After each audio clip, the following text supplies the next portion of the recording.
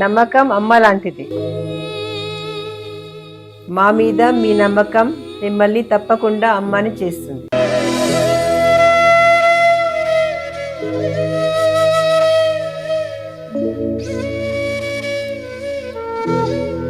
నేడు ఎంతో మంది మా మీద నమ్మకంతో అమ్మాయారు. మీకోసం అమ్మతనం ఎదురు చూస్తుంది. వివరాలకు సంప్రదించండి కిరణ్ ఇన్ఫర్టిలిటీ సెంటర్, హైదరాబాద్, బెంగళూరు, చెన్నై, ఢిల్లీ. కర్కాటకం వారికి గనక చూసుకున్నట్లయితే ప్రధానంగా మీకు మీ ధనాధిపతి రవి అవుతాడు. ప్రస్తుతం కేతు కూడా ఉన్నాడు అక్కడ. మరి మీకు ఫైనాన్షియల్ గ్రోత్ రావాలంటే ఏం చేయాలి, అదేవిధంగా ఏ దేవతారాధన చేసుకోవాలి, ఏ మంత్రం చేసుకోవాలి అనేటువంటి అంశాలు చెప్తుంది. నేనైనప్పటికీ చెప్పిస్తుంది సాక్షాత్ లలిత అమ్మవారిగా భావిస్తూ ఆ అమ్మవారి యొక్క అనుగ్రహం కూడా మీకు పరిపూర్ణంగా కలగాలని మనస్ఫూర్తిగా కోరుకుంటూ, ఫస్ట్ ఆఫ్ ఆల్ మీకు ధనాన్ని ఇచ్చే కారకుడు రవి. సహజంగానే కర్కాటకం వారు అంటే ఏంటంటే కాస్త ఎమోషన్స్ ఎక్కువగా ఉంటాయి, వాళ్ళకి మదర్లీ నేచర్ ఉంటుంది, ఎమోషన్స్ ఎక్కువగా ఉంటాయి, ఎక్స్ప్రెసివ్గా ఉంటారని చెప్పుకోవచ్చు. అయితే ధనాన్ని ఇచ్చే కారకుడు రవి కాబట్టి సన్ గనక బాగుంటే మెడికల్ రంగాలలో ఖచ్చితంగా కలిసి వస్తుంది, అందులో డౌట్ ఏం లేదు. సన్ బాగుండాలి. కాకపోతే బాగోపోతే నేను చాలామందిని చూశాను, హాస్పిటల్స్ పెడతారు, ఏదో మెడికల్ షాప్ పెడతారు, అయ్యో నడవట్లేదని మళ్ళీ అమ్మేస్తుంటారు. అయితే ఇక్కడ మనం మహాదశలు ఏంటి, ఎంత స్ట్రాంగ్గా ఉన్నాడు, ఎంత వీక్గా ఉన్నాడో తెలుసుకోవాలి. అందరికీ ధనయోగం ఉంటుంది, బట్ ఎంత స్ట్రాంగ్గా ఉందని తెలుసుకోగలగాలి.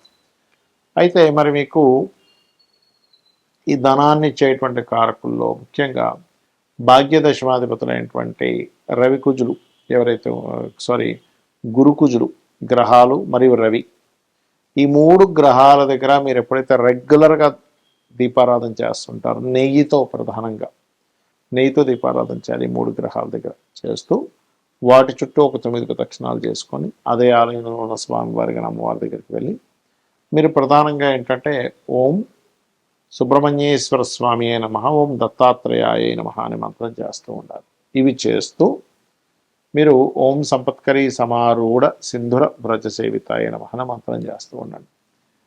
ఇది ఏ రోజుల్లో ఈ దీపాలు వెలిగించాలి ఈ యొక్క నవగ్రహాల దగ్గర అంటే ఆదివారము, మంగళవారము, గురువారము, శనివారం గుర్తుపెట్టుకోండి.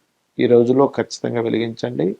అయితే మీకు సన్ ధనాధిపతి అవుతాడు కాబట్టి ఫాదర్ చేస్తున్న బిజినెస్లో ఒకవేళ మీకు బిజినెస్ యోగం ఉంది, మీ జన్మజాతకంలో బుధుడు మంచి స్థితిలో ఉన్నాడు అనుకోండి, ఫాదర్ చేస్తున్న బిజినెస్లో లేదా ఫాదర్ని అనుసరించడం ద్వారా ఫాదర్ సపోర్ట్ మూలంగా కూడా మీకు ఫైనాన్షియల్ గ్రోత్ ఉంటుంది.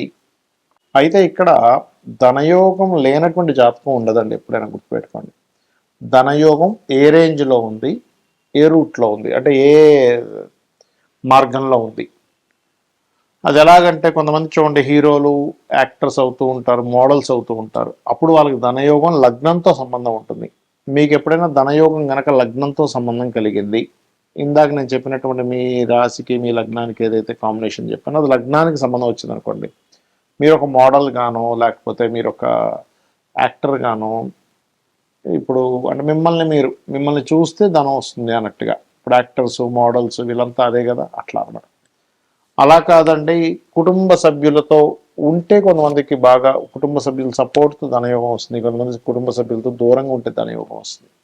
అది ఎలాగా అంటే ధనకారకుడు మెయిన్గా సెకండ్ హౌస్లో ఎక్కువ కనెక్టివిటీ ఉంటాడు.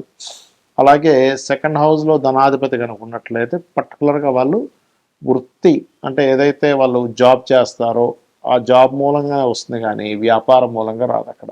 ఇది ప్రధానంగా గుర్తుపెట్టుకోవాలి. అంటే మీ యొక్క జన్మజాతకంలో వ్యాపార మూలం కూడా వస్తుంది, రాదని చెప్పట్లేదు. కాబట్టి బుధుడు స్ట్రాంగ్గా ఉండాలి. మెర్కురీ స్ట్రాంగ్గా ఉంటేనేమో వ్యాపారంలోకి వెళ్ళాలి. ఓకే, మెర్కురీ స్ట్రాంగ్గా లేకపోతే ఒకవేళ వ్యాపారంలోకి వెళ్ళినా సర్వీస్ ఓరియంటెడ్ రిలేటెడ్ సంబంధించిన వ్యాపారాలు చేస్తే మంచిది, గుర్తుపెట్టుకోండి. బట్ సెకండ్ లార్డ్ సెకండ్ హౌస్లో ఉంటే కనుక వ్యాపార యోగాలు కూడా ఇస్తాడు, కానీ బుధుడిని చూసుకోవాలని చెప్తున్నాను నేను మీకు. ఇక అదే మీడియేటింగ్ ద్వారా డబ్బులు వస్తాయి చూడండి. కొంతమందికి రియల్ ఎస్టేట్లో ఎవరిదో ప్లాట్ ఉంటుంది, ఇంకొరెవరో కొనుక్కుంటుంటారు. మీడియేటింగ్గా మీరు వాళ్ళిద్దరికీ ఒక సర్వీస్ ఇస్తారు. అలా మీకు రావాలన్నా లేకపోతే ఏదైనా ఒక ప్రోడక్ట్, ఇప్పుడు చూడండి మనకి జొమాటో లేకపోతే ఇట్లాంటివన్నీ ఉన్నాయి కొన్ని.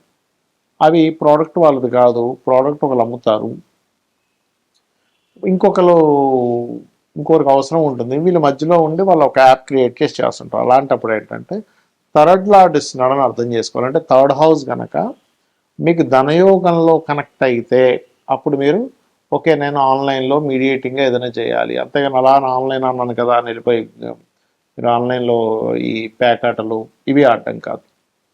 మరి కొంతమందికి భూమి మూలంగా ధనయోగం ఉంటుంది, లేదా ప్రాపర్టీస్ మూలంగా ధనయోగం ఉంటుంది. అంటే కొంతమంది ఏం చేస్తారంటే ప్రాపర్టీస్ మీద కనుక ధనయోగం ఉంటే మీరు ప్రాపర్టీస్ మీదే మీరు ఇన్వెస్ట్మెంట్ చేయాలి. అయితే అది ఎలాగా, గృహం మీద చేస్తారా స్థలం మీద చేస్తారా అని చూసుకోండి. గృహం మీద అయితేనేమో శుక్రుడు బాగుండాలి, స్థలం మీద అయితే కుజుడు బాగుండాలి, గుర్తుపెట్టుకోండి. అంటే ఇక్కడ మనం అర్థం చేసుకోవాల్సింది ప్రతి ఒక్కరికి ధనయోగం ఉంటుంది, బట్ అది ఏ రూపంలో ఉందో తెలుసుకోగలగాలి. అది తెలుసుకోకుండా టైము అంతా వేస్ట్ అయిపోయి కొన్ని సంవత్సరాల తర్వాత అప్పుడు తెలిసి అప్పుడు సక్సెస్లోకి వస్తుంటారు. ఇక అలాగే ఈ 4th హౌస్ కనుక కనెక్టివిటీస్ వస్తే అందులో శుక్రుడు కానీ చంద్రుడు కానీ ఇన్వాల్వ్ అయితే ఈ క్యాప్స్ లేకపోతే ఈ ఫుడ్ రిలేటెడ్ సంబంధించినవి, 2nd హౌస్ కూడా చంద్రుడు వచ్చినా ఫుడ్ రిలేటెడ్ చేసుకోవచ్చు, 7th హౌస్కి వచ్చినా కూడా. ఇక 5th హౌస్కి ధనయోగం కనెక్ట్ అయింది అనుకోండి, ఉదాహరణకి క్రియేటివిటీ, సినిమా ఫీల్డ్లో వాళ్ళు, ఫ్యాషన్ డిజైనింగ్స్, ఇవాళ ఏదైతే క్రియేటివ్తో సంబంధం ఉంటుందో, అన్నంతో సంబంధం ఉంటుందో, మగ్గం వర్క్ కూడా తీసుకోవచ్చు అక్కడ. అలా 6th హౌస్ కనుక కనెక్ట్, 5th హౌస్ కనెక్టివిటీ వస్తే ఇంకోటి కూడా ఏంటంటే మెడికల్ కూడా అండి. అంటే మీకు కనుక ధనయోగం పంచమ స్థానంతో సంబంధం కలిగి ఉంటే మీరు ఆరోగ్య సంబంధించిన వాటిలోకి వెళ్ళడం ద్వారా, అందులో పర్టికులర్గా రవి సంబంధం వస్తే కనుక ఆరోగ్యం ద్వారానే మీకు డబ్బులు వస్తాయి. అంటే మీరు ఆరోగ్యంగా ఉండడం వల్ల కాదు, మెడికల్ షాపులు, హాస్పిటల్స్, జిమ్స్ ఇట్లా తీసుకోవాలి. ఇక 6th హౌస్ కనెక్టివిటీ కనుక ధనయోగానికి వస్తే చిట్ ఫండ్స్ నడుపుతూ ఉంటారు. కొంతమంది చూడండి, ఎంతోమంది చిట్ ఫండ్స్ నడిపి లాస్ అయిపోతే కొంతమంది చిట్ ఫండ్స్లోనే కోట్లు సంపాదిస్తారు. దానికి కారణం ఏంటంటే 6వ స్థానాధిపతి ధన సంబంధం వచ్చిందని అర్థం. ఇంకోటి పంచమ స్థానాధిపతి ధన సంబంధం వస్తే వాళ్ళకి సంతానం కలిగినప్పటి నుంచి ఫైనాన్షియల్గా బాగుంటుంది. 6వ స్థానాధిపతి ధన సంబంధం వస్తేనేమో వాళ్ళు అప్పు తీసుకొని కోటీశ్వర్లే మళ్ళీ అప్పులు కూడా తీర్చేయగలుగుతారు. అదే అప్పు స్థానం కారకుడు పాడైతే కనుక అప్పులు పాలవుతారు ఎక్కువగా, అది గుర్తుపెట్టుకోండి. అలాగే 7వ స్థానం ధన సంబంధం వస్తే ఇక్కడ ఏంటంటే సోషల్ మీడియాస్ ద్వారా లేకపోతే జీవిత భాగస్వామి వాళ్ళ లైఫ్లోకి ఎంటర్ అయినప్పటి నుంచి వాళ్ళకి ఫైనాన్షియల్ గ్రోత్ చాలా బాగుంటుంది, గుర్తుపెట్టుకోండి. అలాగే మరొక విషయం ఏంటంటే ఇక్కడ మీరు 8వ స్థానం ధనయోగం వస్తుంటుంది ఒక్కోసారి. అది ఎట్లాగండి అంటే అన్స్టస్ ప్రాపర్టీస్, అంటే తాతగారు ఆస్తి మూలంగా దాన్ని డెవలప్ చేసుకోవడం ద్వారా, లేకపోతే రీసెర్చెస్ మూలంగా, ఏదైనా పిహెచ్డి చేయడం ద్వారా. కొంతమంది అడుగుతుంటారు, ఏమంటే నేను పిహెచ్డి చేస్తే నాకు ఉపయోగం ఉంటుందా అని అడుగుతూ ఉంటారు. అలా ఏంటంటే వాళ్ళకి ధనయోగం కనుక 8వ స్థానం రీసెర్చ్తో సంబంధం ఉంటే పిహెచ్డి చేయడం ద్వారా వాళ్ళు ఇంకా గ్రో అవుతారు ఫైనాన్షియల్గా. ఇక 9వ స్థానానికి కనుక ధనయోగం సంబంధం ఉంటే వాళ్ళు స్కూల్స్, కాలేజ్, టీచింగ్ లైన్స్లోకి వెళ్ళడం మంచిది. దశమానికి కనుక ధనయోగం వస్తే జాబ్సే, ఇంకా అందులో డౌట్ లేదు. లాభానికి కనుక ధనయోగం వస్తే అది ఏ గ్రహం ద్వారా వచ్చిందో తెలుసుకోగలగాల, ఆ రకంగా వ్యాపారాలు చేసుకోవచ్చు. వ్యయస్థానానికి ధనయోగం వస్తే ఉన్న వ్యక్తి ఉన్న ప్లేస్లో కాకుండా ఇతర ప్రదేశాలకు వెళ్ళడం ద్వారా విదేశాల మూలంగా ధనయోగం ఏర్పడుతుంది, ఇది గుర్తుపెట్టుకోండి. ఇక ఈ ధనయోగం ఫస్ట్ అసలు ఏ ఇయర్లో ఉందో చెక్ చేసుకోవాలి. అంటే అలాగా మహాదశలు, అంతర్దశలు ఏ సంవత్సరం నుంచి ఏ సంవత్సరం లోపల మీకు కనెక్ట్ అవుతున్నాయి. ఎర్లీ ఏజ్లో ఉందా, కొంచెం మిడిల్ ఏజ్లో ఉందా, లేట్ ఏజ్లో ఉందా ధనయోగం అనేటువంటిది, పాపకత్తెరలో ఉందా, శుభకత్తెరలో ఉందా, దానికి మహాదశ అంతర్దశలతో పాటు గోచారం ఎంతవరకు సపోర్ట్ చేస్తుంది, ఇవి ప్రధానంగా తెలుసుకోవాలి. ఇవి తెలుసుకోకుండా అయ్యో నాకు రావట్లేదని, లేదా అతనికి అసలు ఏ వ్యాపారం ఏ రూట్లో ఉందో తెలియక ఇబ్బంది పడుతుంటారు. కాబట్టి ఇది పాపకత్తెరలో ఉంటే పాపగ్రహాలకు దానం ఇస్తూ ఉండాలి. ఓం సంపత్కరీ సమారూఢ సింధుర వ్రజ సేవితాయ నమః, ఓం ధర్మాధ్యక్ష ధనాధ్యక్ష ధనధాన్య వివర్ధనీయ నమః చేసుకుంటే అన్ని విధాలా బాగుంటుంది.